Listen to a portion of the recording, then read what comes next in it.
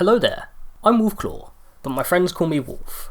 You may know me as the current co-host of the ReZero podcast over on Sea Tactics channel. This video will be slightly different compared to my future content due to it being more emotional and personal than the other stuff I have planned. You see, one story has been more important to me than I thought possible, and that story is of course ReZero, starting life in another world. This video will be going over how I discovered ReZero and how it impacted and connected to me emotionally in such a way that it changed how I perceive myself. But please, do tell me in the comment section if an anime or story has changed your life in any way, whether it be major or minor. I'm really interested to see if other people have had similar experiences to me. Now, this is how ReZero changed my life. I think it's best we start from the beginning of my journey through ReZero and my initial thoughts on the series. I discovered ReZero back in late 2018 when I was a newly made 17-year-old weeb. A friend had recommended me the series, saying it was a story he knew I would love, and he was right. Immediately,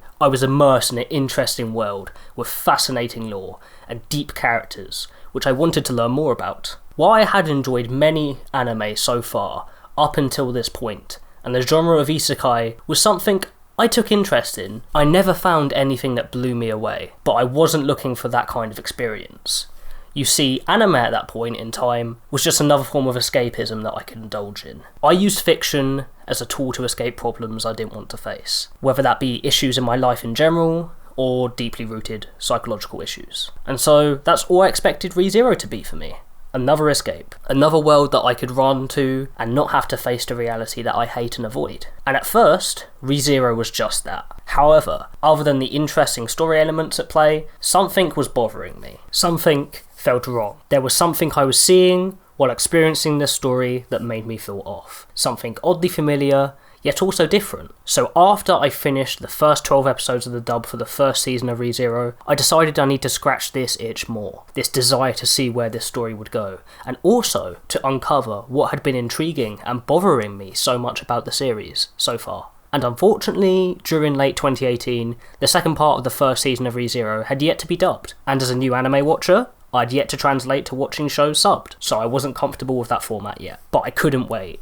I needed to find out what was bothering me. So, I did the only thing I could think of. While sitting on a bench board at college one day, I downloaded the first light novel for ReZero. You see, the medium I enjoy and am the most comfortable with is reading. I can actually zone out of the world around me and escape completely into a fictional reality. And so, I read. I kept on reading and reading. I finished that first light novel in 4 or 5 hours. And though I found myself enjoying the story of ReZero, even more in a written format, I found that odd feeling I had while watching the anime increased. The more and more light novels I read, the more and more I kept on noticing that emotion I haven't felt before. But then, that odd familiar feeling I got from this story, I realised it was coming from Natsuki Subaru, the main character who is seemingly, on the surface, a typical isekai protagonist. I was thoroughly confused.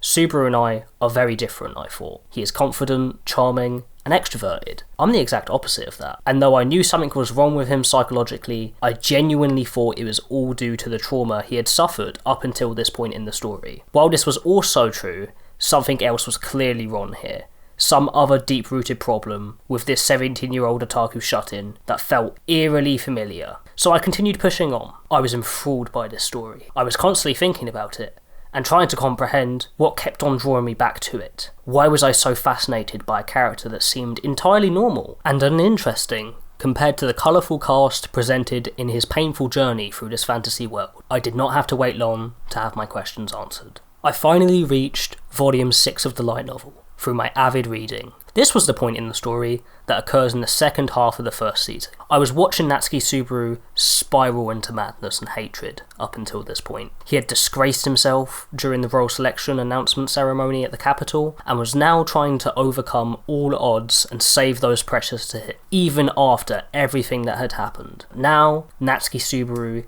seemed to reach his limit. Approaching the climax of the volume, he completely gave up. In his desperation, he begged Rem to run away with him. At this point, from a storytelling perspective, I knew this would be the moment Subaru would be given the confidence he needed from Rem, but I was not expecting what happened next. Subaru confessed, in his mind, all the sins he had committed up until this point in his life, how useless and powerless he felt, how scared and anxious he was, how much he defined himself on what others thought of him, how empty he felt, how he thought nothing in his life had meaning, how he had wasted his life away on Earth. But the thing that stood out to me the most was the words Subaru said, both at the beginning and end of his delirious ranting. Subaru hates himself. Natsuki Subaru is the kind of person who despises who they are. And then it all clicked in my head. The euphoria and relief I felt while Subaru screamed at the top of his lungs about how much he hated himself. This was due to me relating to a fictional character. The way Subaru felt about himself was the same way I felt about myself. All the insecurities and self-hatred I had bottled up inside myself and ignored in my life so far came rushing to the surface. This shocked me to my core. Fiction and reading is my escapism. It's my safe space. I should not have to be confronted by my own problems in that escape. This had never happened to me before. Almost every single word Subaru said at that moment in the story I could relate to in some small or large way. I was terrified of this. It scared me. How the hell can I relate more to a fictional person than I ever have to anyone real? But paradoxically, this relief I felt from witnessing the inner depths of the mind of a person I was way too similar to was intoxicating. It was therapeutic. So, ignoring my fear, I pushed on. I read all the way up to the furthest light novel translated to English, which was volume 8 at the time. Then, desperate to see more of Natsuki Subaru's journey, I watched the final 2 episodes of the anime in sub and went straight to the arc 3 interlude of the web novel. I was so endeared by not just the world and story at this point, but also Natsuki Subaru as a character. This was the first character in fiction I could ever truly relate to and understand on some level. So, whilst continuing on through my journey, some of the loneliness I felt in my life was lessened by the understanding that I was someone who was not alone in my thoughts of self-hatred and low self-esteem. I was so determined to finish the story that I rushed as quickly through the material available to me at the time, but it seems that ReZero still had plenty to offer in terms of character development for Natsuki Subaru. When Subaru confronted his past in the first trial, I finally got the context needed to fit the puzzle called Natsuki Subaru into place. Subaru was someone who burdened himself with the expectation of living up to his father, and by doing this, never claimed an identity of his own. He was someone who wore a face of confidence and charm, while in reality, being a person terrified of being left alone. Subaru depended upon the affection of others to survive, and so, when he lost that affection, except for his parents, he came to the conclusion that there was nothing special about himself. Natsuki Subaru completely gave up, after failing, in his mind, the last time, by not being able to make connections and relationships with people in high school. He was a loner, trying to be someone he wasn't. No matter what he did, he felt like nothing would change. So Natsuki Subaru gave up on his life. He resigned himself to his room, shutting himself away from the world he seemingly hated, or perhaps in some sick and twisted sense of logic, to keep himself, the person he hates the most in the world, away from it. But in reality, Natsuki Subaru never really even tried in the first place. As someone always burdened by an impossible expectation he could never meet, and with a fractured identity on top of that, I think it's likely he never had much motivation or drive in his life to begin with. The more I learned about Subaru and what kind of person he was, the more I admired and sympathised with him. Subaru was so similar to me, as we share lots of experiences and thoughts on ourselves. But there was a key difference between Subaru and me, apart from the smaller ones. Subaru got the drive. He found that motivation to push his life forward. I, on the other hand, began to rescind more and more into a shell, cutting myself off from the world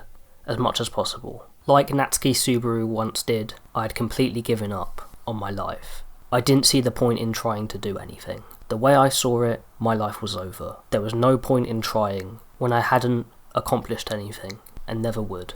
So, my only comfort for a long time was my friends, and ReZero. It got to the point where anxiety and depression controlled my life so much that the only remaining passion I had anymore that I could ever care about was ReZero. So, I started talking and thinking about ReZero all the time. I feel bad for my friends, because man, I would not shut up. I had hour-long rants and discussions almost every other day about it. I passed the time by doing this, and waiting for the web novel's translation gaps to close so I could read more. By the end of 2019, I had spiralled into my worst depressive episode yet, and became essentially a NEET for almost an entire month. I barely managed to crawl out of it, and I'm still recovering from it to this day. I still fall back into it every now and then, but that's besides the point. ReZero not only was a constant source of comfort for me, but it also has given me so many things I will always be grateful for. I've met some amazing people thanks to ReZero, who have helped me realise, with the context of ReZero, that I am loved. I have friends and family that care for me, despite how much I despise myself, and they have helped me obtain the motivation I need to actually try in life. I have no longer given up. Natsuki Subaru and ReZero always gave me hope that maybe someday I could change. I think I'm walking down that path right now. So, I would just like to thank all my loved ones and friends who never gave up on me, even though I did. I would also like to thank the author of ReZero for creating such a wonderful story that has impacted my life in so many ways. I know you're never going to watch this, but thank you to Pei Nagatsuki. ReZero has comforted me, opened my eyes, shown me the path towards change, given me so many amazing friends and experiences. But most importantly, ReZero changed my life by giving me hope. The hope to crawl out of a darkness of my own making. So, I'm not going to give up as easily as I did before. So, that was how ReZero, starting life in another world, changed my life. This was quite a personal project, but it was also very therapeutic. I hope you enjoyed it. I'm planning to do loads more ReZero stuff in the future, along with content based on light novels, and a possible review/analysis series on Fate's Day Night. Do let me know in the comments below if there is something you would like me to cover. Thanks for watching. Goodbye.